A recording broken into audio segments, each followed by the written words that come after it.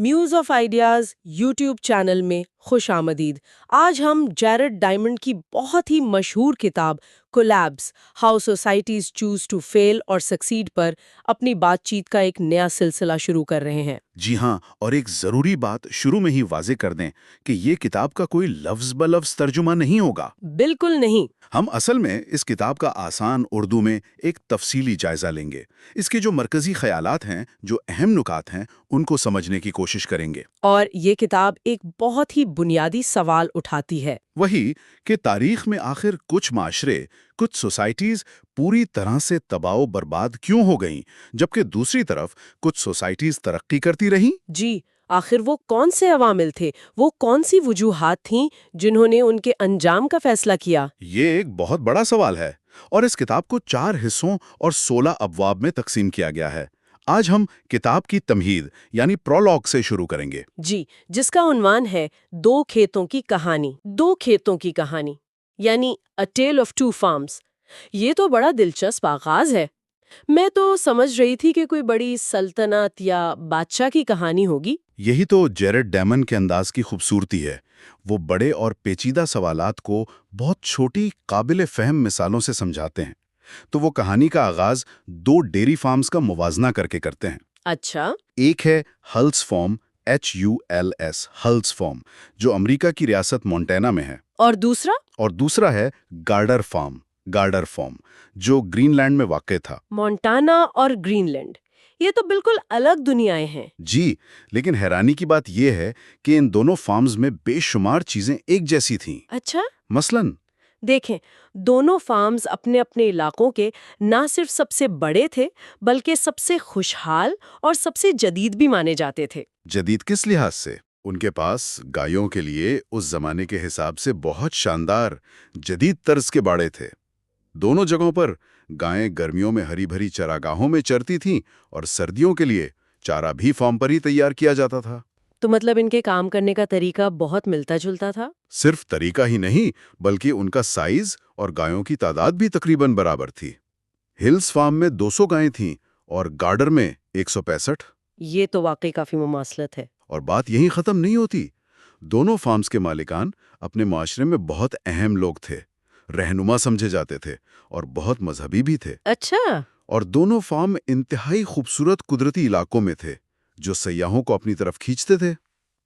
तो बज़ाहिर ये दोनों कामयाबी की बेहतरीन मिसालें लगती हैं। लेकिन आपने बज़ाहिर कहा, इसका मतलब है कि इन मुश्तरका खूबियों के साथ साथ कुछ मुश्तरका कमजोरियां भी थीं। बिल्कुल, और वो कमजोरियां उनकी कामयाबी के पीछे छुपी हुई थीं। पहली बात तो ये कि दोनों फार्म ऐसे इलाकों में थे जहां डेयरी फार्मिंग माशी तौर पर बहुत ज़्यादा फायदेमंद नहीं थी। वो क्यों? शुमाली अर्ज़े बल्द यानी नॉर्दर्न लैटिट्यूड्स में होने की वजह से फसल उगाने का मौसम बहुत छोटा होता है, तो उनकी पैदावार महदूद थी। सही। और दूसरी कमजोरी? दूसरी ये कि दोनों मौसमियाती तब्दीलियों यानी क्लाइमेट चेंज के शदीद खतरे की जद में थे। मोंटाना में हिल्स फार्म को खुश्क साली का खतरा था और ग्रीनलैंड में गॉर्डर फार्म को शदीद सर्दी और एक छोटे बर्फानी दौर के आगाज का। मतलब दोनों के सर पर कुदरत की तरफ से एक तलवार लटक रही थी। जी, फिर तीसरी बात यह कि दोनों आबादी के बड़े मराकज से बहुत दूर थे। इसका मतलब है कि मार्केट तक अपनी चीजें पहुंचाने के लिए ट्रांसपोर्ट का खर्चा बहुत ज्यादा था। हम्म। और आखिरी और शायद सबसे अहम कमजोरी ये थी कि इन दोनों की मईशत का इन्हिसार बैरूनी अवामिल पर था। मसलन अगर सार्फिन की पसंद बदल जाए या दूर दराज के दुश्मन माशरों से कोई खतरा पैदा हो जाए। तो ये बुरी तरह मुतासिर हो सकते थे। बिल्कुल। तो इन तमाम मुमासलतों और मुश्तरका कमजोरियों के बावजूद इन दोनों फार्म्स का अंजाम जमीन आसमान का फर्क रखता है। और यही वो नुक्ता है जहां से ये किताब अपनी असल बात शुरू करती है। जी, और ये फर्क वाकई चौंका देने वाला है। हिल्स फार्म आज भी मोंटाना में कामयाबी से चल रहा है और वो पूरा इलाका तरक्की कर रहा है। आज कोई अमेरिका जैसी सुपर पावर के खात्मे का तसव्वुर भी नहीं कर सकता। लेकिन गार्डर फार्म का क्या हुआ? गार्डा फार्म, वो 500 साल पहले वीरान हो गया और सिर्फ फार्म ही नहीं, ग्रीनलैंड में नॉर्स लोगों की पूरी सोसाइटी ही खत्म हो गई। पूरी सोसाइटी? मतलब हजारों लोग? उनका क्या बना? वो मुकम्मल तौर पे मिट गए। हजारों बाशिंदे या तो भूख से मर गए, या आपस की खाना जंगी में मारे गए, या फिर दुश्मन के हमलों का शिकार हुए, और जो बच गए वो वहां से हिजरत कर गए। آج وہاں صرف کھنڈرات باقی ہیں۔ یہ تو بہت خوفناک بات ہے۔ تو یہاں مصنف کا اصل نقطہ کیا ہے؟ اصل نقطہ یہ ہے کہ جب گوڈڈ فارم اور نور سوسائٹی اپنے عروج پر تھے تو ان کے زوال کا تصور بھی اتنا ہی ناممکن لگتا تھا جتنا آج ہمیں امریکہ یا ہلز فارم کے زوال کا لگتا ہے۔ صحیح۔ یہ ان قدیم تہذیبوں کے کھنڈرات کی طرح ہے جو کبھی اپنی طاقت اور عظمت کی داستان سناتے تھے، لیکن آج ان کا نام و نشان مٹ چکا ہے۔ تو اس سوال کو سمجھنے کے لیے کہ ایسا کیوں ہوتا ہے، جیرڈ ڈائمنڈ ایک فریم ورک پیش کرتے ہیں۔ جی، معاشروں کے زوال کا ایک 5 نکاتی فریم ورک۔ اچھا، تو وہ صرف کہانیاں نہیں سناتے، بلکہ ان کے پاس اس کا تجزیہ کرنے کا ایک منظم طریقہ کار ہے۔ کیا ہے یہ فریم ورک؟ اس میں 5 بڑے عوامل شامل ہیں۔ پہلا ہے انسانی سرگرمیوں کے ماحولیات پر اثرات، جیسے جنگلات کا صفایا کرنا یا زمین کو خراب کرنا۔ ٹھیک ہے۔ دوسرا ہے موسمیاتی تبدیلیاں یعنی کلائمیٹ چینج۔ تیسرا ہے دشمن معاشروں سے آپ کے تعلقات یعنی جنگ اور حملوں کا خطرہ۔ اور چوتھا؟ چوتھا ہے دوست اور تجارتی شراکت داروں سے تعلقات اور ان کی حمایت کا اچانک ختم ہو جانا، جن پر آپ انحصار کرتے ہیں۔ یہ پہلے 4 تو بیرونی یا اندرونی مسائل لگ رہے ہیں، ماحول، موسم، دشمن، دوست۔ لیکن 5واں نقطہ کیا ہے؟ 5واں نقطہ ہی سب سے اہم ہے اور وہی اس کتاب کی روح ہے۔ وہ ہے ان مسائل پر خود اس معاشرے کا رد عمل کیسا تھا۔ اچھا۔ یعنی ان کے سیاسی، معاشی اور سماجی ادارے ان چیلنجز کو سمجھنے اور ان سے نمٹنے میں کامیاب ہوئے یا ناکام۔ یہی وہ نقطہ ہے جہاں ڈائمنڈ کہتے ہیں کہ معاشرے ناکام ہونے کا انتخاب کرتے ہیں۔ واہ، مطلب اصل کھیل معاشرے کے اپنے فیصلوں کا ہے۔ ایک ہی جیسے مسائل کا سامنا کرتے ہوئے ایک معاشرہ تباہ ہو سکتا ہے اور دوسرا بچ سکتا ہے، صرف اس بنیاد پر کہ وہ ان مسائل پر رد عمل کیسے دیتا ہے۔ بالکل۔ اور اسی فریم ورک کو استعمال کرنے کے لیے مصنف ایک تقابلی طریقہ کار یعنی کمپیریٹیو میتھڈ اپناتا ہے۔ چونکہ ہم تاریخ کو لیبوریٹری میں ٹیسٹ نہیں کر سکتے، تو وہ مختلف معاشروں کا موازنہ کرتے ہیں۔ جی، کچھ کامیاب ہوئے، کچھ ناکام، تاکہ ہم زوال اور کامیابی کی وجوہات کو بہتر طور پر سمجھ سکیں۔ یہ تمہید ہمیں بتاتی ہے کہ یہ کتاب ماضی اور حال کی مثالوں سے مستقبل کے لیے سیکھنے کی ایک کوشش ہے۔ تو اس تمہید نے سٹیج سیٹ کر دیا ہے۔ اب دیکھتے ہیں کہ ڈائمنڈ ہمیں سب سے پہلے کہاں لے کر جاتے ہیں۔ میں تو کسی قدیم تہذیب جیسے مایا یا ایسٹر آئلینڈ کی توقع کر رہی تھی۔ اور یہی مصنف ایک اور حیران کن موڑ لیتے ہیں۔ وہ کسی قدیم تہذیب سے شروع نہیں کرتے۔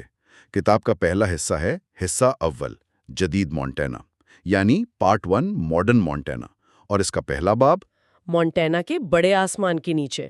مونٹینا مطلب گرین لینڈ کی ایک قدیم تباہ شدہ سوسائٹی کی کہانی سنانے کے فوراً بعد وہ ہمیں سیدھا جدید امریکہ لے آئے۔ یہ تو بہت عجیب انتخاب ہے۔ آخر ایک ایسی کتاب جو معاشروں کے خاتمے پر ہو، وہ جدید امریکہ کی ایک ریاست سے کیوں شروع ہو رہی ہے؟ یہی تو ان کے طریقہ کار کی ذہانت ہے۔ وہ یہ دکھانا چاہتے ہیں کہ یہ مسائل صرف تاریخ کی کتابوں کے لیے نہیں ہیں، یہ آج اسی وقت دنیا کے سب سے امیر اور طاقتور ملک کے اندر ہو رہے ہیں۔ صحیح۔ مونٹانا کو منتخب کرنے کی کئی وجوہات ہیں۔ ایک تو یہ کہ مونٹانا ایک جدید فرسٹ ورلڈ سوسائٹی ہے، لیکن اس کے ماحولیاتی مسائل بالکل حقیقی ہیں، اگرچہ باقی دنیا کے مقابلے میں شاید ہلکے ہوں، لیکن وہ موجود ہیں۔ اور دوسری اور سب سے اہم وجہ کیا ہے؟ وہ یہ ہے کہ یہاں ہم لوگوں کو جانتے ہیں، ہم ان کے نام جانتے ہیں، ان کی کہانیاں سن سکتے ہیں اور ان کے فیصلوں کے پیچھے کی وجوہات سمجھ سکتے ہیں۔ قدیم معاشروں میں ہمیں صرف ہڈیاں اور اوزار ملتے ہیں، ان لوگوں کے خیالات نہیں۔ اچھا، تو مونٹانا کی مثال اس تجریدی یعنی ایبسٹریکٹ موضوع کو ایک ذاتی اور انسانی شکل دیتی ہے۔ بالکل، یہ ہمیں دکھاتی ہے کہ اچھے ذہین لوگ بھی کیسے مشکل فیصلے کرتے ہیں جن کے نتائج تباہ کن ہو سکتے ہیں۔ تو مونٹانا ایک زندہ لیبارٹری کی طرح ہے، جہاں ہم ان 5 نکات والے فریم ورک کو عملی طور پر دیکھ سکتے ہیں۔ تو پھر مونٹانا کے بڑے مسائل ہیں کیا؟ ڈائمنڈ 4 بڑے ماحولیاتی مسائل کی نشاندہی کرتے ہیں۔ پہلا ہے زہریلا فضلہ، ٹاکسک ویسٹس، خاص طور پر کانکنی یعنی مائننگ کی وجہ سے۔ کئی دہائیوں کی مائننگ نے وہاں کے دریاؤں اور زمین کو زہر آلود کر دیا ہے۔ اور اس کا معاشی بوجھ کس پر پڑتا ہے؟ ظاہر ہے کمپنیاں تو منافع کما کر چلی گئی ہوں گی۔ بالکل یہی ہوا۔ اربوں ڈالر کی صفائی کے اخراجات اب ٹیکس دہندگان کو برداشت کرنے پڑ رہے ہیں، جبکہ منافع کہیں اور چلا گیا۔ اس وجہ سے مقامی لوگوں میں اب کانکنی کی صنعت کے خلاف شدید مایوسی اور غصہ پایا جاتا ہے۔ ٹھیک ہے، پہلا مسئلہ زہریلا فضلہ، دوسرا کیا ہے؟ دوسرا مسئلہ جنگلات کا ہے۔ مونٹانا اپنے خوبصورت جنگلات کی وجہ سے مشہور ہے، لیکن وہاں آگ لگنے کے واقعات میں بہت زیادہ اضافہ ہو گیا ہے۔ موسمیاتی تبدیلی کی وجہ سے بڑھتی ہوئی گرمی اور خشکی، لکڑی کاٹنے کے غلط طریقے اور سب سے دلچسپ امریکی فارسٹ سروس کی کئی دہائیوں پرانی پالیسی۔ آگ بجھانے کی پالیسی سے آگ کیسے بڑھ سکتی ہے؟ یہ تو الٹی بات لگ رہی ہے۔ دیکھیں، ان کی پالیسی تھی کہ جنگل میں لگنے والی ہر چھوٹی سے چھوٹی آگ کو بھی فوراً بجھا دیا جائے۔ اس کا نتیجہ یہ نکلا کہ جنگل میں قدرتی طور پر جو صفائی ہوتی تھی وہ رک گئی۔ اچھا، خشک لکڑیاں، پتے اور جھاڑیاں یعنی آگ کا ایندھن کئی دہائیوں تک جمع ہوتا رہا۔ اب جب آگ لگتی ہے تو وہ اتنی شدید اور تباہ کن ہوتی ہے کہ اسے قابو کرنا ناممکن ہو جاتا ہے۔ یہ تو واقعی نیکی برباد گناہ لازم والی بات ہو گئی۔ اچھا، اور تیسرا مسئلہ؟ تیسرا بڑا مسئلہ زمین کا ہے، خاص طور پر زمین کا کٹاؤ یعنی ایروژن۔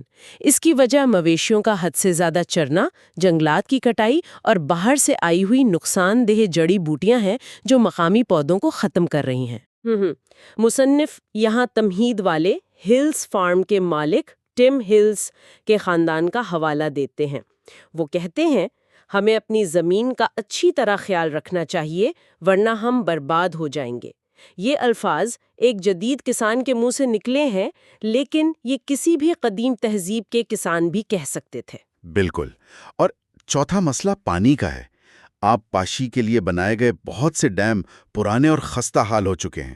مصنف انہیں ٹک ٹک کرتے ٹائم بم کہتا ہے۔ اگر ان میں سے کوئی ٹوٹ گیا تو بڑی تباہی آئے گی، لیکن ان کی مرمت کرنا یا انہیں ہٹانا بہت مہنگا کام ہوگا۔ جی، تو یہ تمام ماحولیاتی مسائل مل کر مونٹانا کی معیشت اور طرز زندگی کو خطرے میں ڈال رہے ہیں۔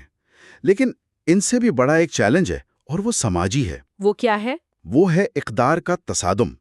مونٹانا کا معاشرہ اس وقت دو حصوں میں بری طرح تقسیم ہو رہا ہے۔ کون سے دو حصے؟ ایک طرف پرانے باشندے ہیں جن کے خاندان نسلوں سے وہاں رہتے آئے ہیں۔ ان کے اقدار اور معیشت تین چیزوں سے جڑی ہے: کانکنی، لکڑی کا کام اور زراعت۔ اور ستم ظریفی یہ ہے کہ یہ تینوں شعبے اب زوال کا شکار ہیں۔ بالکل۔ اور دوسری طرف ہیں نئے آنے والے جو اکثر امیر لوگ ہوتے ہیں۔ وہ ملک کے دوسرے حصوں سے مونٹانا کی خوبصورت ماحول، کھلی جگہوں اور سکون کی وجہ سے یہاں آ رہے ہیں۔ اچھا، تو یہ وہی کلاسک کی کہانی ہے، وہ لوگ جنہوں نے اس جگہ کو بنایا بمقابلہ وہ نئے لوگ جو اسے بدلنا چاہتے ہیں۔ ان کے نظریات اور ترجیحات میں یقیناً بہت فرق ہوگا۔ بہت زیادہ۔ اور اس تصادم کو سمجھانے کے لیے ڈائمنڈ کچھ لوگوں کی ذاتی کہانیاں بیان کرتے ہیں۔ مثال کے طور پر ٹم ہلز، وہی کسان، وہ بتاتے ہیں کہ کس طرح ان کے خاندان نے زمین کو بچانے کے لیے جدوجہد کی ہے، لیکن اب انہیں ڈر ہے کہ یہ جو نئے امیر لوگ آ رہے ہیں انہیں گائے اور کھیت دور سے تو بہت اچھے لگتے ہیں، لیکن وہ زراعت سے جڑی بو، مٹی اور دیگر حقیقی مسائل کو برداشت نہیں کریں گے۔ جی، ان کے سامنے ایک مشکل انتخاب ہے۔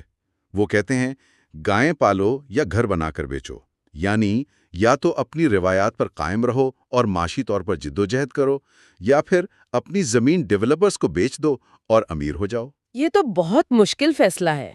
پھر ایک اور کردار ہے چپ پگمن، جو خود ایک پرانے باشندے ہیں لیکن اب ایک ڈیولپر ہیں۔ انہیں اپنی ہی کمیونٹی کے لوگوں کی مخالفت کا سامنا ہے جو نہیں چاہتے کہ وہ کھلی زمین پر گھر بنائیں۔ وہ چاہتے ہیں کہ وہ جگہ ویسی ہی رہے، لیکن وہ اس زمین کو خریدنے کے لیے بھی تیار نہیں ہے۔ بالکل۔ پگمن کہتے ہیں کہ میں کوئی باہر کا آدمی نہیں ہوں جو امیر بنو اور بھاگ جاؤ والی ذہنیت رکھتا ہوں۔ میں ایسی کمیونٹی کا حصہ ہوں اور ہمیشہ یہیں رہنا چاہتا ہوں۔ تو ہر کسی کا اپنا ایک نقطہ نظر ہے اور کوئی بھی پوری طرح غلط نہیں ہے۔ اور ان کہانیوں میں سب سے دلچسپ مثال ایک نئے آنے والے کی ہے۔ جی، آٹو ٹیلر کی۔ وہ کیلیفورنیا کے ایک امیر شخص ہیں جو مچھلی پکڑنے کے شوق میں مونٹانا آتے تھے۔ جب انہوں نے دیکھا کہ لکڑی کاٹنے والی کمپنیاں ان کے پسندیدہ دریاؤں کو آلودہ اور تباہ کر رہی ہیں، تو انہوں نے ایک حیران انگیز کام کیا۔ کیا کیا انہوں نے؟ انہوں نے دریا کے کنارے کی ساری زمین خود خرید لی اور اسے ایک وائلڈ لائف ریفیوج یعنی جنگلی حیات کی پناہ گاہ بنا دیا، تاکہ ماحول کو بچایا جا سکے۔ یہ تو کمال ہے، یعنی یہاں نیا آنے والا ولن نہیں بلکہ ہیرو ہے۔ وہ باہر سے آ کے اس ماحول کو بچا رہا ہے جسے پرانے باشندوں کی صنعتیں تباہ کر رہی تھیں۔ بالکل، یہ پرانے بمقابلے نئے کی سادہ سی کہانی کو بہت پیچیدہ بنا دیتا ہے، اور یہی ڈائمنڈ کا مقصد ہے۔ وہ دکھانا چاہتے ہیں کہ یہ مسائل سادہ نہیں ہیں۔ تو بیب کے آخر میں ہم دیکھتے ہیں کہ مونٹانا کو سنگین ماحولیاتی اور معاشی مسائل کا سامنا ہے۔ جی، اور ان کا حل اس بات پر منحصر ہے کہ مونٹانا کے لوگ مل کر کن اقدار کو اپناتے ہیں۔ لیکن آبادی میں اضافہ، ترقی، زراعت اور کونکنی جیسے بنیادی معاملات پر ان میں کوئی اتفاق رائے نہیں ہے۔ تو مونٹانا ایک دوراہے پر کھڑا ہے۔ ہمیں نہیں معلوم کہ وہ کون سا راستہ چنیں گے اور ان کے مسائل حل ہوں گے یا مزید بگڑ جائیں گے۔ یہ غیر یقینی صورتحال ہی شاید ہمیں ماضی کے ان معاشروں کا مطالعہ کرنے کی ترغیب دیتی ہے جن کا انجام ہم جانتے ہیں۔ یہی نچوڑ ہے۔ مونٹانا ایک زندہ تجربہ ہے جو ابھی چل رہا ہے، جبکہ قدیم معاشروں کے تجربات مکمل ہو چکے ہیں اور ان کے نتائج ہمارے سامنے ہیں۔ تو آج ہم نے جیرڈ ڈائمنڈ کی کتاب کولیپس کا سفر شروع کیا۔ تمہید میں 2 فارمز کی کہانی کے ذریعے ہم نے یہ خوفناک حقیقت دیکھی کہ کس طرح عروج پر موجود معاشرے بھی مکمل طور پر تباہ ہو سکتے ہیں۔ اور پھر مونٹانا کی مثال سے یہ سمجھا کہ یہ خطرات صرف ماضی کا حصہ نہیں، بلکہ ایک جدید اور خوشحال معاشرہ بھی ماحولیاتی چیلنجز اور اندرونی اختلافات کی وجہ سے ایک نازک موڑ پر کھڑا ہو سکتا ہے۔ یہاں ایک آخری سوچ ذہن میں آتی ہے جو کافی پریشان کن ہے۔ مونٹانا کے لوگ پڑھے لکھے ہیں، ان کے پاس جدید سائنسی علم ہے، وہ اپنے مسائل کو اپنی آنکھوں سے دیکھ سکتے ہیں۔ جی، اور ڈیٹا کی مدد سے سمجھ بھی سکتے ہیں۔ اس کے باوجود متضاد مفادات اور الگ الگ اقدار کی وجہ سے وہ کسی متفقہ حل پر پہنچنے کے لیے جدوجہد کر رہے ہیں۔ تو سوال یہ پیدا ہوتا ہے کہ اگر ایک ماڈرن، تعلیم یافتہ اور امیر معاشرے کے لیے اپنے مسائل کو حل کرنا اتنا مشکل ہے، تو ماضی کے ان معاشروں کو جن کے پاس نہ سائنس تھی، نہ جدید ٹیکنالوجی اور معلومات بھی بہت محدود تھیں، انہیں کتنی بڑی اور ناقابل تصور مشکلات کا سامنا کرنا پڑا ہوگا۔ اور سب سے بڑھ کر یہ ہماری اپنی عالمی صلاحیت کے بارے میں کیا کہتا ہے کہ ہم مستقبل کے بڑے چیلنجز جیسے کلائمیٹ چینج سے کیسے نمٹیں گے؟ یہ سوال اس پوری کتاب کی بنیاد ہے، اور ہم آنے والی گفتگو میں اسی کی کھوج کریں گے۔ کولیپس پر ہمارا یہ سلسلہ جاری رہے گا۔ اگلی بار ہم ان معاشروں کا جائزہ لیں گے جو واقعی تباہی کا شکار ہوئے۔ Muse of Ideas YouTube channel میں خوش آمدید۔ پچھلی بار ہم نے معاشروں کے زوال کے لیے ایک 5 نکاتی فریم ورک پر بات کی تھی۔ آج ہم اسی سلسلے کو آگے بڑھا رہے ہیں اور کتاب کے دوسرے حصے کا آغاز کر رہے ہیں، جس کا عنوان ہے حصہ 2، ماضی کے معاشرے، پارٹ 2، پاسٹ سوسائٹیز۔ جی، اور اس حصے میں ہم اس فریم ورک کو اصل مثالوں پر لاگو ہوتا دیکھیں گے۔ ہم ماضی کے کچھ ایسے معاشروں کا جائزہ لیں گے جو یا تو بکھر گئے یا پھر حیران انگیز طور پر کامیاب ہوئے، اور ہم شروعات کو چھوٹے اور باقی دنیا سے کٹے ہوئے معاشروں سے کریں گے، کیونکہ وہاں جو کچھ بھی ہوا وہ بہت تیزی سے اور بہت واضح طور پر ہوا۔ ایک بہترین کیس سٹڈی کی طرح، ہے نا؟ بالکل، ایک بہترین لیبارٹری کی طرح۔ تو آئیے شروع کرتے ہیں باب 2، ایسٹر آئلینڈ کا زوال۔ Chapter 2، twilight at Easter. Easter Island کا نام سنتے ہی ذہن میں وہ بڑے بڑے پتھر کے سر آتے ہیں، انہیں موئی کہتے ہیں، ٹھیک ہے؟ یہ شاید خود کو تباہ کرنے کی سب سے مشہور مثال بھی ہے۔ جی بالکل، اور یہ مثال اتنی واضح اس لیے ہے کیونکہ یہاں تباہی کی وجہ کوئی بیرونی حملہ آور نہیں تھا، نہ ہی کوئی اچانک آنے والی موسمیاتی تبدیلی۔ یعنی جو بھی ہوا اس کے ذمہ دار وہ خود تھے۔ سراسر انہوں نے اپنے وسائل کا استعمال اس بے دردی سے کیا کہ اپنا وجود ہی خطرے میں ڈال دیا۔ تو یہ جو دیو ہیکل مجسمے، یہ موئی تھے، ان کا مقصد کیا تھا؟ یہ کوئی مذہبی رسم تھی یا کچھ اور؟ دیکھیں، یہ مجسمے اور ان کے سر پر جو بھاری بھرکم سرخ ٹوپیاں رکھی جاتی تھی جنہیں پکاؤ کہتے تھے، یہ دراصل مختلف قبیلوں کے سرداروں کے درمیان طاقت کے اظہار کا ایک ذریعہ تھا، ایک مقابلہ تھا۔ مقابلہ مطلب ایک دوسرے سے آگے نکلنے کی دوڑ؟ بالکل یہی بات ہے۔ ہر سردار کی کوشش ہوتی تھی کہ وہ پچھلے والے سے بڑا اور زیادہ متاثر کن مجسمہ بنائے۔ یہ کہنے کے مترادف تھا کہ اچھا، تم 30 فٹ کا مجسمہ بنا سکتے ہو، تو دیکھو میں اس کے سر پہ 12 ٹن کی ٹوپی بھی رکھ سکتا ہوں۔ یہ تو قابو سے باہر ہونے والی بات لگتی ہے۔ اس دوڑ میں وہ یہ نہیں دیکھ رہے تھے کہ اس کی قیمت کیا چکانی پڑ رہی ہے۔ یہی تو اس کہانی کا المیہ ہے۔ ان کی فوری ترجیح اپنے حریف کو نیچا دکھانا تھی، اور اس کا نتیجہ یہ نکلا کہ ان مجسموں کو بنانے اور پھر انہیں ساحل تک پہنچانے کے لیے لکڑی چاہیے تھی، بہت ساری لکڑی۔ جی، اور اس چکر میں جزیرے کے تمام درخت کاٹ دیے گئے، ایک بھی نہیں بچا۔ اور درختوں کے بغیر ایک جزیرہ، میں تصور کر سکتی ہوں کہ اس کے نتائج کتنے بھیانک ہوئے ہوں گے۔ بہت بھیانک۔ سب سے پہلے تو وہ بڑی کشتیاں نہیں بنا پائے، جس کا مطلب ہے کہ وہ سمندر میں شکار کے لیے نہیں جا سکتے تھے۔ بالکل۔ ڈولفن کا شکار بند ہو گیا، جو ان کی خوراک کا ایک اہم حصہ تھا۔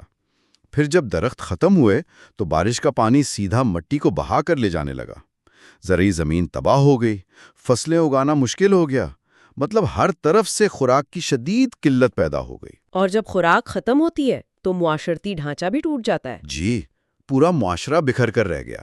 بھوک اور قحط اتنا عام ہوا کہ اس کی جھلک ہمیں ان کے بعد میں بنائے گئے لکڑی کے مجسموں میں ملتی ہے، جنہیں موئی کاوا کاوا کہتے ہیں۔ اچھا، ان میں کیا خاص بات ہے؟ ان میں بھوکے لوگوں کی تصویر کشی کی گئی ہے، جن کے گال اندر دھسے ہوئے ہیں اور پسلیاں باہر نکلی ہوئی ہیں۔ خانہ جنگی شروع ہو گئی، آدم خوری کے واضح ثبوت ملتے ہیں۔ ان کی روایات میں ایک مشہور گالی تھی، تمہاری ماں کا گوشت میرے دانتوں میں پھنسا ہے۔ یہ تو ایک مکمل تباہی کی تصویر ہے۔ تو ایسٹر آئلینڈ کی کہانی خود کو تنہائی میں تباہ کرنے کی ہے، لیکن کیا ایک معاشرے کی تباہی اپنے پڑوسیوں کو بھی ساتھ لے ڈوبتی ہے؟ میرے خیال میں اگلا باب اسی بارے میں ہے۔ باب 3، پٹکیرن اور ہینڈرسن جزائر۔ جی، یہ کہانی ہمیں بتاتی ہے کہ دنیا میں کوئی بھی معاشرہ مکمل طور پر تنہا نہیں ہوتا۔ یہاں ہم 3 جزائر کی بات کر رہے ہیں، مانگاریوا، پٹکیرن اور ہینڈرسن، جو ایک دوسرے پر انحصار کرتے تھے۔ وہ ایک دوسرے کی لائف لائن تھے۔ ان کا آپس میں کیا تعلق تھا؟ مطلب کس قسم کی تجارت تھی ان کے درمیان؟ بڑا اور آبادی کا مرکز تھا، لیکن وہاں اوزار بنانے کے لیے اچھا پتھر نہیں تھا۔ پٹکیرن پر بہترین کوالٹی کا آتش فشانی پتھر تھا، اور ہینڈرسن پر کھیتی باڑی تو نہیں ہو سکتی تھی، لیکن وہاں سمندری پرندے اور کچھوے بہت تھے۔ تو ایک طرح کا سپلائی چین تھا ان تینوں کے درمیان۔ بالکل۔ مانگاریوا والے اپنی بڑی کشتیوں میں خوراک لے کر پٹکیرن سے پتھر اور ہینڈرسن سے پرندے لاتے تھے۔ یہ نظام صدیوں تک بہترین چلتا رہا۔ پھر اس زنجیر کی کون سی کڑی ٹوٹی؟ مانگاریوا کی۔ وہاں بھی ایسٹر آئلینڈ کی طرح ماحولیاتی تباہی ہوئی، جنگلات کا صفایا، مٹی کا کٹاؤ۔ نتیجہ یہ نکلا کہ وہاں خانہ جنگی اور قحط شروع ہو گیا، اور سب سے اہم بات، وہ بڑی کشتیاں نہیں بنا پائے۔ جی بالکل۔ اور جب مانگاریوا سے کشتیاں آنی بند ہوئیں تو پٹکیرن اور ہینڈرسن کا رابطہ بھی باقی دنیا سے کٹ گیا۔ وہ گویا یتیم ہو گئے۔ اور وہ چھوٹے جزائر خود سے زندہ نہیں رہ سکے۔ نہیں رہ سکے۔ ہینڈرسن کے لوگ وہاں پھنس گئے، اور آثار قدیمہ سے پتہ چلتا ہے کہ انہوں نے زندہ رہنے کی ہر ممکن کوشش کی۔ انہوں نے دیوا ہیکل سیپیو سے اوزار بنانے کی کوشش کی، جو پتھر کا بہت ناقص متبادل تھا، لیکن بالآخر خوراک اور ضروری وسائل کے بغیر دونوں جزائر سے انسانی آبادی مکمل طور پر ختم ہو گئی۔ یعنی ایک معاشرے کے غلط فیصلوں کی قیمت اس کے پڑوسیوں کو بھی چکانی پڑی۔ اب ہم ایک بالکل مختلف ماحول کی طرف چلتے ہیں۔ باب 4، اناسازی اور ان کے پڑوسی۔ یہ امریکی جنوب مغرب کے لوگ تھے جو ایک بہت خشک اور مشکل ماحول میں رہتے تھے۔ جی، اور اناسازی معاشرے کی خاص بات ان کی کامیابی تھی۔ انہوں نے ایک ایسے ماحول میں ترقی کی جہاں پانی کی شدید کمی تھی۔ ان کا مرکز تھا چاکو کینین، جو ایک طرح کا دارالحکومت تھا، جہاں ارد گرد کی بستیوں سے خوراک اور وسائل جمع ہوتے تھے۔ ایک بہت ہی پیچیدہ نظام تھا ان کا۔ تو انہوں نے پانی جیسے بڑے مسئلے سے کیسے نمٹا؟ انہوں نے بارش کے غیر متوقع پانی کو قابو کرنے اور ذخیرہ کرنے کے لیے ڈیم اور نہروں کو ایک شاندار نظام بنایا۔ یہ نظام کچھ عرصے کے لیے بے حد کامیاب رہا، لیکن ان کی کامیابی کی وجہ ہی ان کے زوال کا سبب بنی۔ یہ نظام اتنا پیچیدہ تھا کہ جب شدید خشک سالی آئی تو اس کا ایک حصہ ناکام ہونے پر پوری زنجیر ہی ٹوٹ گئی۔ اور یہاں بھی جنگلات کی کٹائی کا مسئلہ تھا، لیکن ہمیں اس بارے میں اتنی تفصیل سے کیسے معلوم ہوا؟ یہاں سائنسدانوں نے ایک بہت ہی دلچسپ تکنیک کا استعمال کیا، جسے پیکریٹ میڈنز کا تجزیہ کہتے ہیں۔ ایک منٹ، کیا مطلب؟ قدیم چوہوں کے گھونسلوں سے؟ یہ کیسے ممکن ہے؟ جی، یہ کمال کی بات ہے۔ یہ چوہے نسل در نسل ایک ہی جگہ پر اپنا سامان، پتے، ٹہنیاں، بیج اکٹھا کرتے ہیں اور ان پر پیشاب کرتے ہیں۔ وقت کے ساتھ وہ پیشاب کرسٹل بن جاتا ہے اور ہر چیز کو ہزاروں سالوں کے لیے محفوظ کر لیتا ہے، ایک قدرتی ٹائم کیپسول کی طرح۔ واہ! ان ٹائم کیپسول سے پتہ چلا کہ چاکو کینین کبھی سنوبر اور جونیبر کے گھنے جنگلات سے گھرا ہوا تھا، جسے اناسائزی نے تعمیراتی لکڑی اور ایندھن کے لیے مکمل طور پر صاف کر دیا۔ اور انجام یہاں بھی وہی ہوا، خشک سالی اور ماحولیاتی تباہی؟ جی، تقریباً 1110 عیسوی کے بعد ان دونوں کے ملاپ نے ان کے پیچیدہ معاشرے کو تباہ کر دیا۔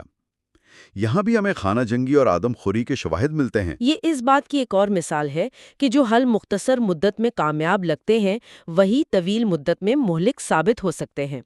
اب تک ہم نے نسبتاً چھوٹے معاشروں کی بات کی، لیکن باب 5 دی مایا کلیپسز ہمیں ایک بہت بڑی اور ترقی یافتہ تہذیب کی طرف لے جاتا ہے۔ جی، یہاں لاکھوں لوگ رہتے تھے اور مایا تہذیب کا زوال، جسے کلاسک مایا کولیپس بھی کہتے ہیں، تاریخ کے سب سے بڑے موموں میں سے ایک ہے۔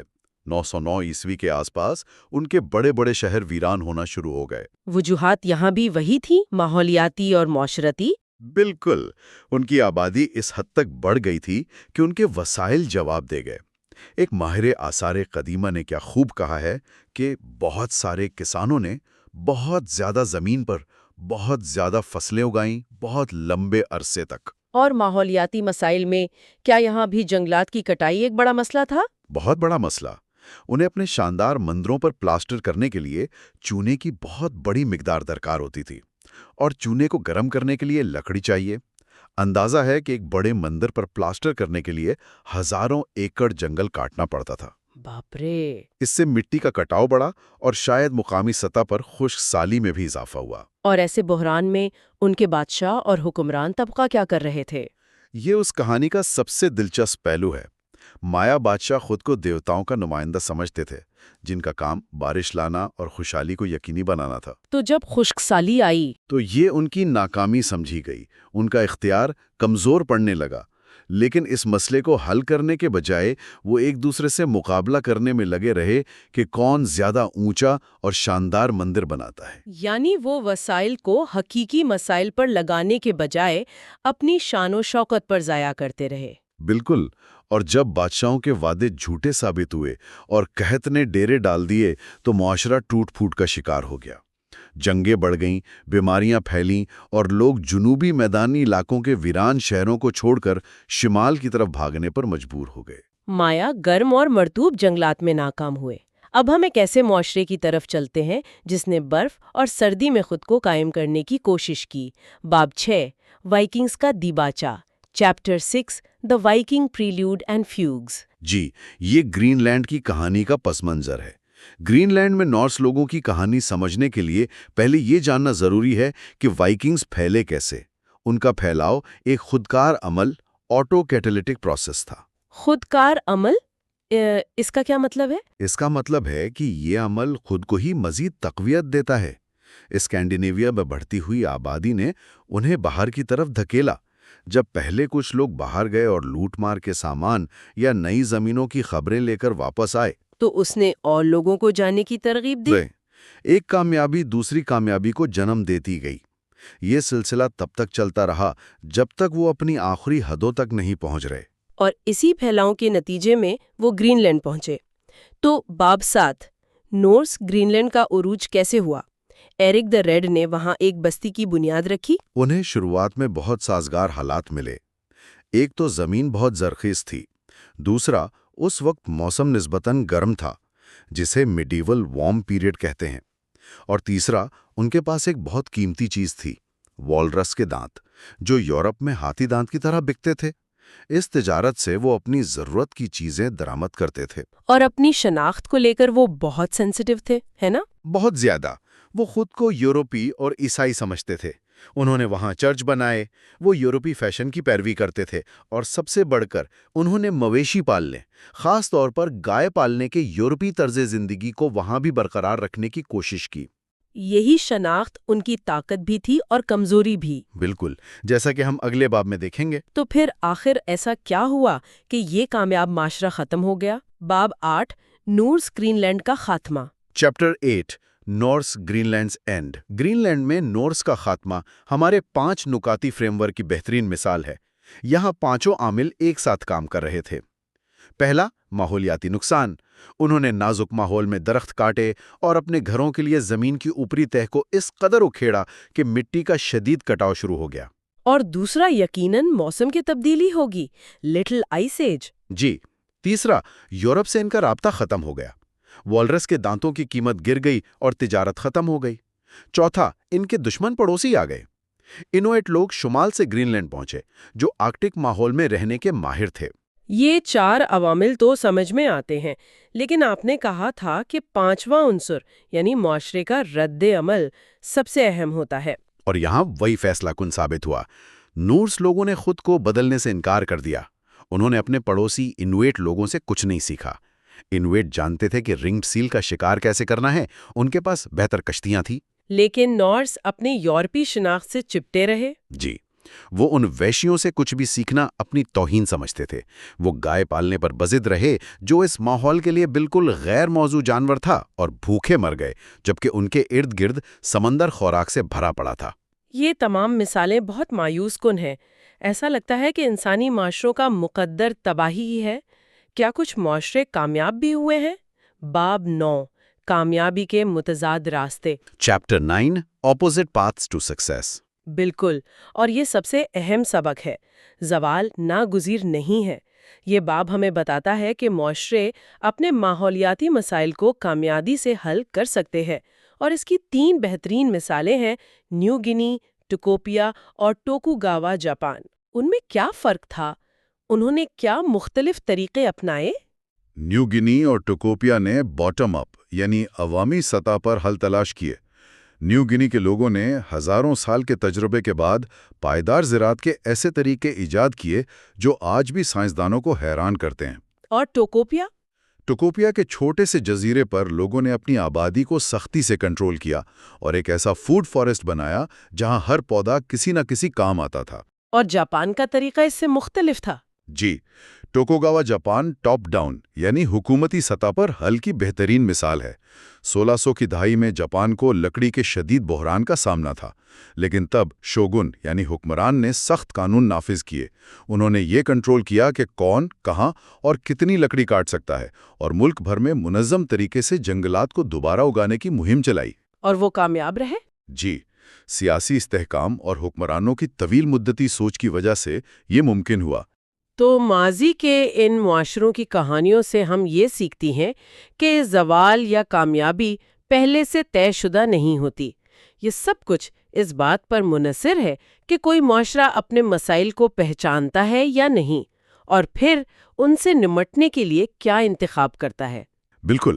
اور آخر میں سننے والوں کے لیے ایک سوچ۔ ایسٹر آئی لینڈ، مایا اور اناسازی یہ اپنے وقت کے سب سے زیادہ ذہین، تخلیقی اور ترقی یافتہ معاشروں میں سے تھے۔ ان کا زوال بے وقوفی کی وجہ سے نہیں ہوا، بلکہ ان فیصلوں کے غیر متوقع نتائج کی وجہ سے ہوا جو اس وقت بالکل منطقی لگ رہے تھے۔ یہ بات آج کے دور کے لیے ایک اہم سوال اٹھاتی ہے۔ جی، کہ کیا ہم اپنی تمام تر ٹیکنالوجی اور سائنسی علم کے باوجود اپنے مستقبل کو درپیش طویل مدتی خطرات کو پہچان کر ان پر اجتماعی طور پر عمل کرنے کے قابل ہیں، یا کہ ہم بھی ماضی کے ان معاشروں کی طرح اپنی ہی کامیابیوں کے جال میں پھنسے ہوئے ہیں؟ Welcome to Muse of Ideas YouTube channel. پچھلی گفتگو میں ہم نے دیکھا تھا کہ کس طرح ایسٹر آئی لینڈ اور مایا جیسی قدیم تہذیبیں اپنے عروج پر پہنچ کر ماحولیاتی مسائل کی وجہ سے زوال کا شکار ہوئیں۔ آج ہم اسی سلسلے کو آگے بڑھائیں گے اور دیکھیں گے کہ کیا ہم یعنی جدید معاشرے تاریخ سے کچھ سیکھ پائے ہیں یا نہیں۔ ہم اب بات کر رہے ہیں حصہ سوم، جدید معاشرے یعنی پارٹ 3، ماڈرن سوسائٹیز پر۔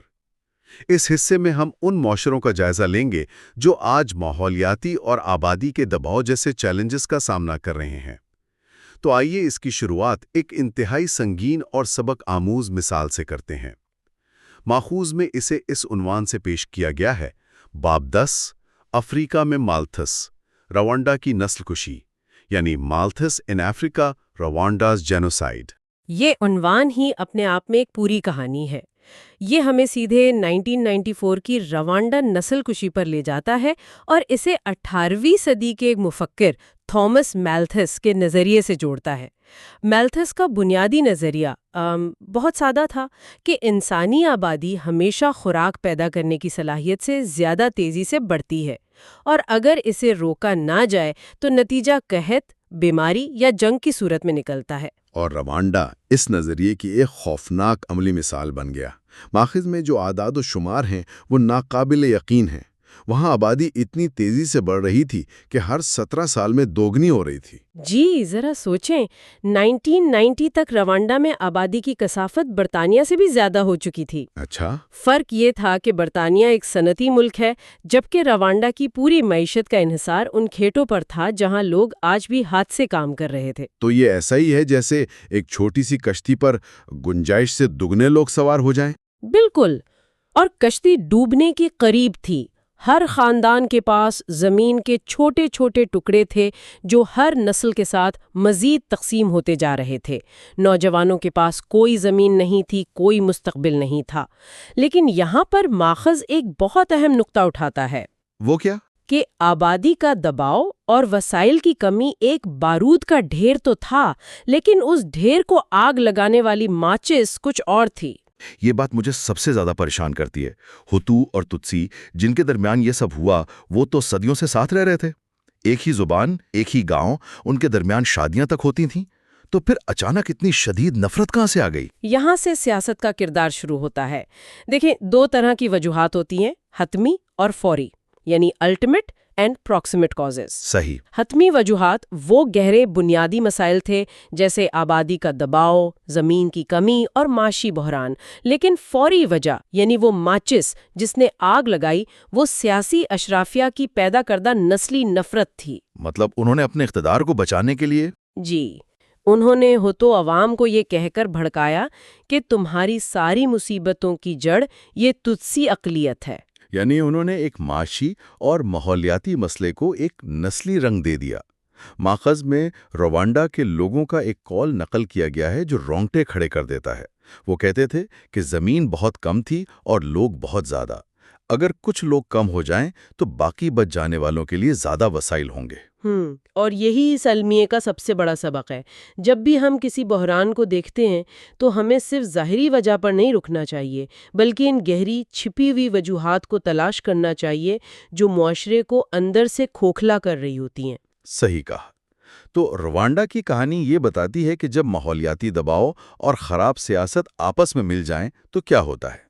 لیکن کیا ہو اگر ماحول ایک جیسا ہو مگر سیاسی فیصلے بالکل مختلف ہوں؟ ماخذ ہمیں ایک ایسے ہی قدرتی تجربے کی طرف لے جاتا ہے جو ایک ہی جزیرے پر رونما ہوا۔ باب 11، ایک جزیرہ، دو قومیں، ڈومینیکن ریپبلک اور ہیتی، یعنی دی ڈومینیکن ریپبلک اینڈ ہیتی۔ یہ ہیسپینیولا جزیرے کی کہانی ہے جو کیریبین میں واقع ہے۔ اس جزیرے کے مغربی حصے پر ہیٹی ہے اور مشرقی حصے پر ڈومینیکن ریپبلک۔ ماخذ میں ایک حیران کن منظر بیان کیا گیا ہے۔ اگر آپ سیٹلائٹ سے اس جزیرے کو دیکھیں یا سرحد پر کھڑے ہوں تو آپ کو ایک واضح لکیر نظر آئے گی۔ اچھا، کیسی لکیر؟ ایک طرف ڈومینیکن ریپبلک کے ہرے بھرے جنگلات اور دوسری طرف ہیٹی کی بھوری، بنجر اور کٹی ہوئی زمین۔ یہ فرق واقعی حیران کن ہے۔ اعداد و شمار کے مطابق ڈومینیکن ریپبلک کا تقریباً 28% حصہ جنگلات پر مشتمل ہے، جبکہ ہیٹی میں یہ شرح صرف 1% ہے۔ صرف 1%؟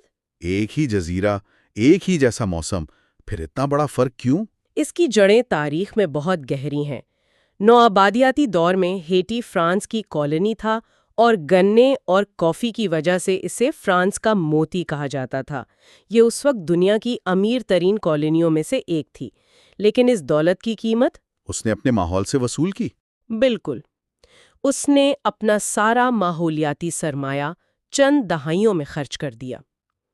دوسری طرف ڈومینیکن ریپبلک اسپین کے لیے اتنا اہم نہیں تھا، اس لیے وہ نسبتاً پسماندہ رہا، جس کی وجہ سے اس کے قدرتی وسائل محفوظ رہے۔ ایک منٹ، یہ بات تو بڑی عجیب ہے۔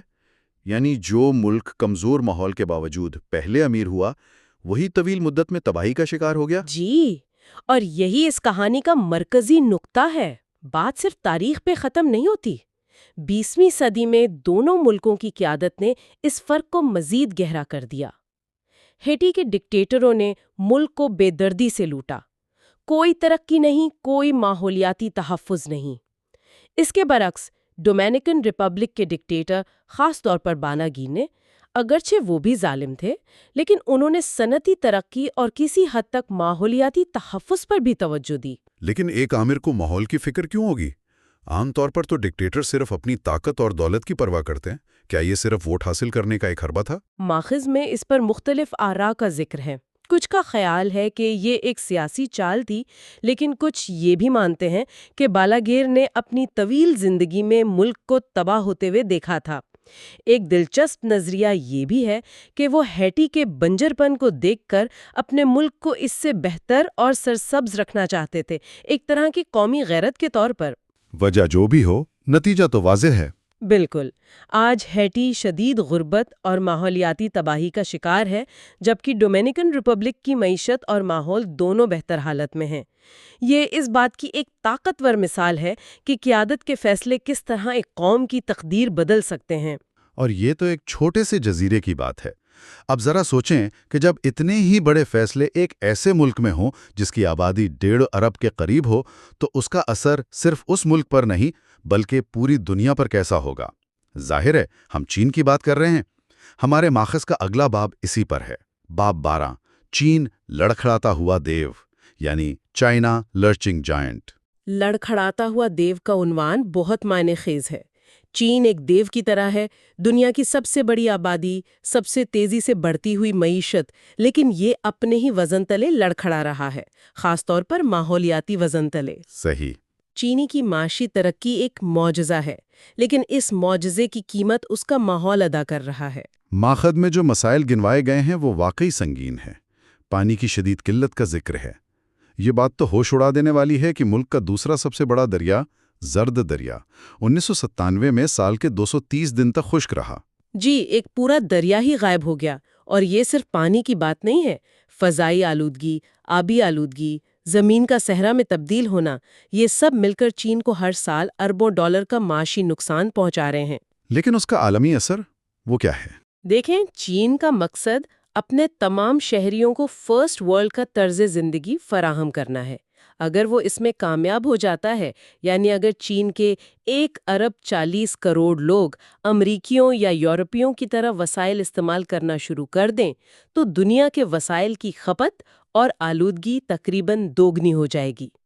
اور ماخذ میں مصنف واضح طور پر کہتا ہے کہ دنیا اس بوجھ کو برداشت نہیں کر سکتی۔ یہ تو ایک بہت ہی خوفناک تصویر ہے۔ لیکن عنوان میں لڑکھڑاتا یعنی لرچنگ کا لفظ کیوں استعمال کیا گیا ہے؟ اس لیے کہ چین کی تاریخ ہی ایسی ہے۔ اس کی مرکزی حکومت بہت بڑے پیمانے پر اور بہت تیزی سے سمت تبدیل کرتی ہے۔ ماخذ مثال دیتا ہے کہ ایک وقت تھا جب چین نے دنیا کا سب سے بڑا بحری بیڑا بنایا اور پھر اچانک فیصلہ کر کے اسے مکمل طور پر ختم کر دیا۔ اچھا۔ یہی چیز آج ماحولیاتی پالیسیوں میں نظر آتی ہے۔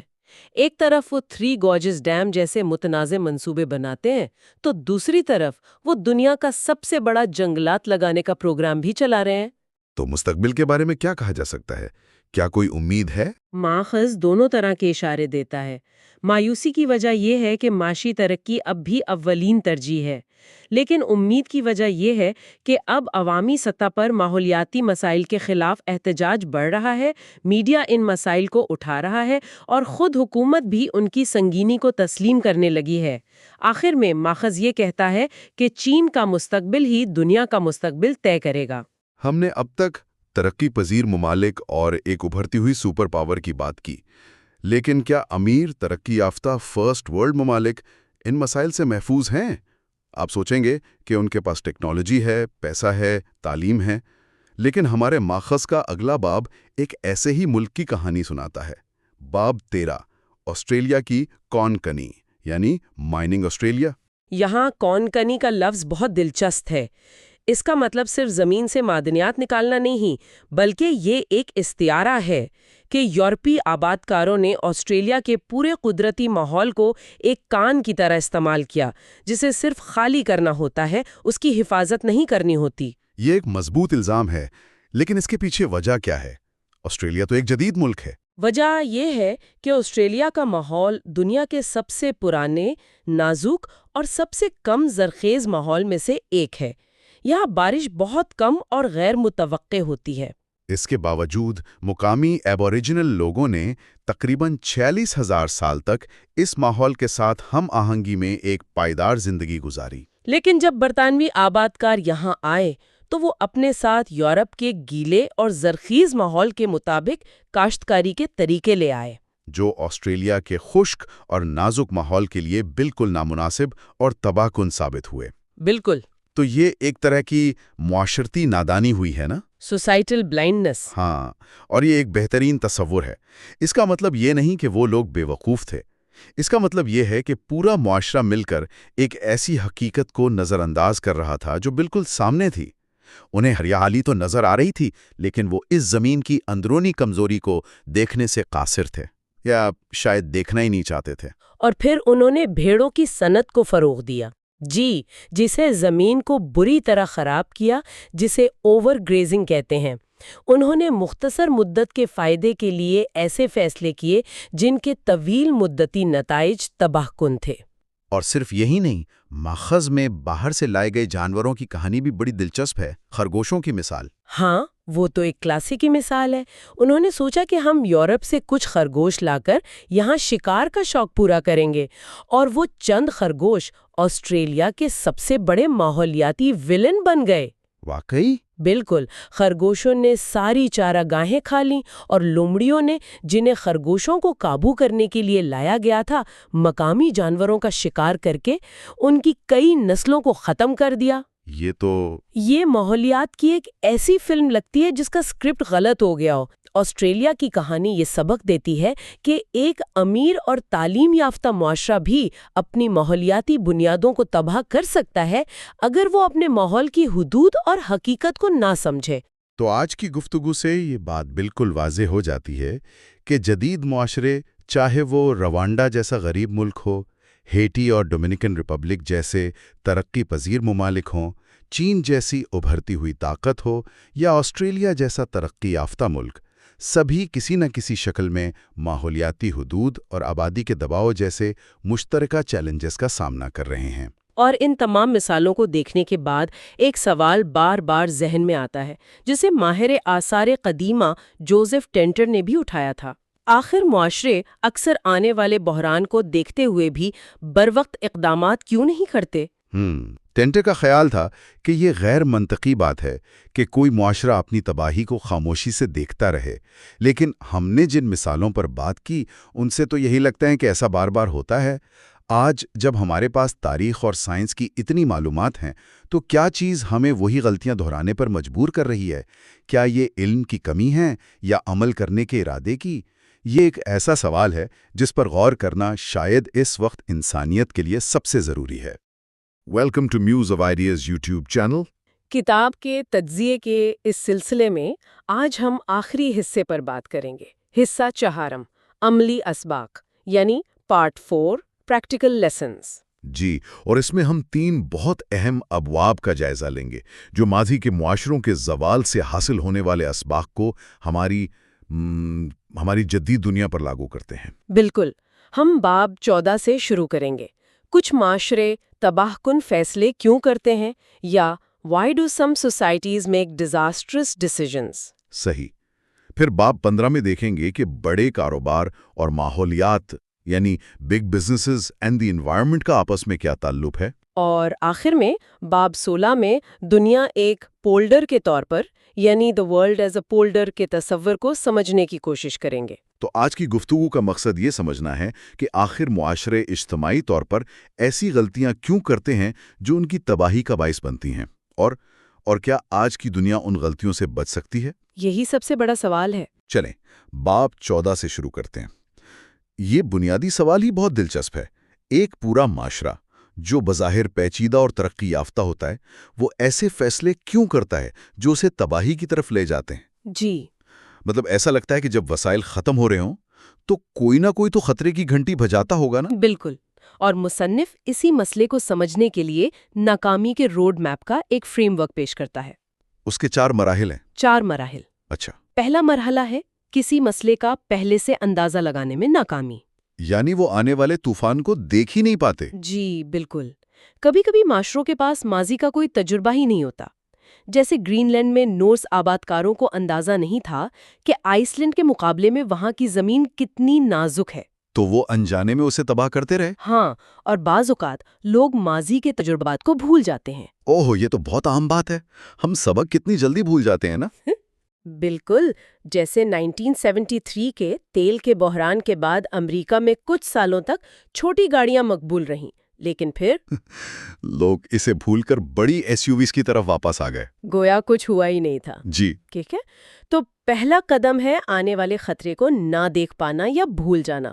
پھر دوسرا مرحلہ کیا ہے؟ دوسرا مرحلہ ہے جب مسئلہ پیدا ہو جائے تو اسے سمجھنے میں ناکامی۔ اچھا، مسئلہ اکثر آہستہ آہستہ بڑھتا ہے اور معمول کے اتار چڑھاؤ میں چھپا رہتا ہے۔ یعنی جیسے کہتے ہیں کہ مینڈک کو اگر آہستہ آہستہ گرم ہوتے پانی میں رکھا جائے تو وہ خطرے کو محسوس ہی نہیں کرتا جب تک بہت دیر نہ ہو جائے۔ بہترین مثال ہے، گلوبل وارمنگ کو ہی دیکھ لیں۔ سال بہ سال درجہ حرارت اوپر نیچے ہوتا ہے تو طویل مدتی رجحان کو نظر انداز کرنا آسان ہو جاتا ہے۔ لوگ کہتے ہیں دیکھو پچھلے سال سے تو اس سال سردی زیادہ ہے، یہ سب وارمنگ کی باتیں غلط ہیں۔ بالکل یہی ہوتا ہے۔ ٹھیک ہے، اب آتے ہیں تیسرے مرحلے پر، جو مجھے سب سے زیادہ پریشان کن لگتا ہے۔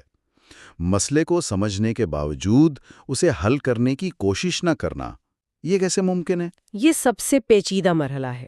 اس کی کئی وجوہات ہو سکتی ہیں۔ ایک ہے عقلی طور پر برا رویہ۔ عقلی طور پر برا رویہ؟ مطلب جان بوجھ کر غلط کام کرنا؟ ایک طرح سے ہاں، اس میں سب سے بڑی وجہ ہے مفادات کا ٹکراؤ، یعنی کنفلکٹ آف انٹرسٹ۔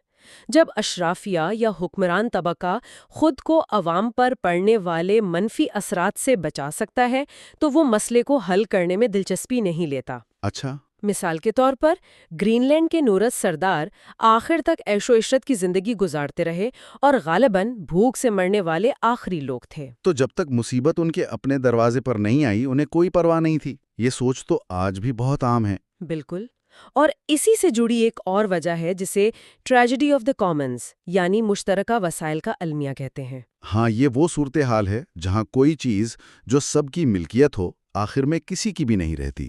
صحیح پکڑا آپ نے، جب وسائل سب کے لیے مشترکہ ہوں جیسے سمندر کی مچھلیاں یا جنگل، تو ہر فرد اپنے قلیل مدتی فائدے کے لیے زیادہ سے زیادہ استعمال کرتا ہے۔ یہ جانتے ہوئے بھی کہ اس سے طویل مدتی میں سب کا نقصان ہوگا؟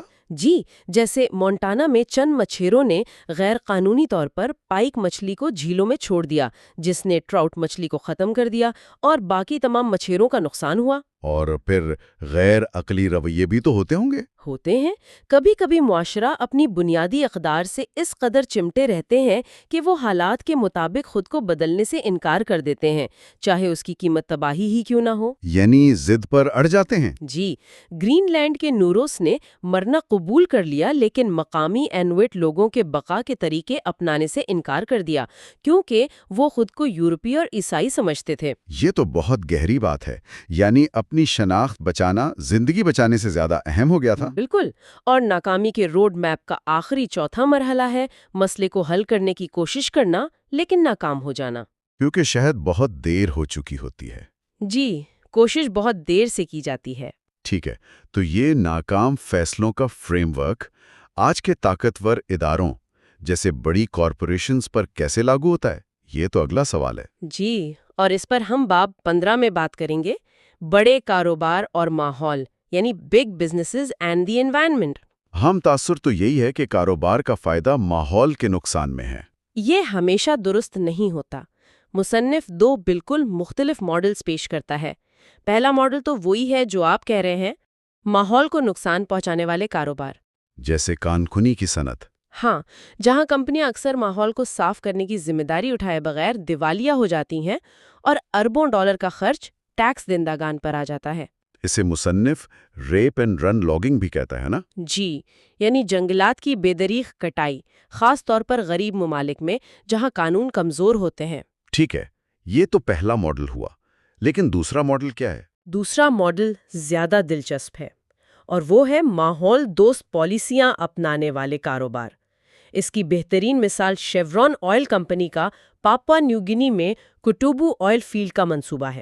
ایک منٹ، ایک آئل کمپنی اور وہ ماحول دوست پالیسی اپنا رہی ہے، یہ کیسے ہو سکتا ہے؟ آپ کا شک بجا ہے۔ سوال یہی ہے کہ ایک منافع کمانے والی کمپنی ایسا کیوں کرے گی؟ اس کی 3 بڑی وجوہات ہیں۔ اچھا، پہلی ہے عوامی دباؤ۔ آج کی دنیا میں بڑی بین الاقوامی کمپنیوں کی ساکھ بہت اہم ہے۔ ایک بڑا ماحولیاتی سکینڈل ان کے برانڈ کو اربوں کا نقصان پہنچا سکتا ہے۔ ٹھیک ہے، ساکھ بچانا سمجھ میں آتا ہے، اور دوسری وجہ ہے طویل مدتی بچت۔ دیکھیں، آلودگی کو روکنا اسے صاف کرنے سے کہیں زیادہ سستا ہے۔ یہ تو منطقی بات ہے۔ جی، اور تیسری اور شاید سب سے اہم وجہ ہے کام کرنے کا سماجی لائسنس، یعنی سوشل لائسنس ٹو آپریٹ۔ سماجی لائسنس؟ اس سے کیا مراد ہے؟ اس کا مطلب ہے مقامی آبادی کی حمایت۔ اس کے بغیر بڑے منصوبے چلانا ناممکن ہے۔ پاپوا نیو گنی میں بوگنویل کے تانبے کی کان کو مقامی لوگوں نے ماحولیاتی نقصان کی وجہ سے بند کروا دیا تھا، جس سے کمپنی کا سارا سرمایہ ڈوب گیا۔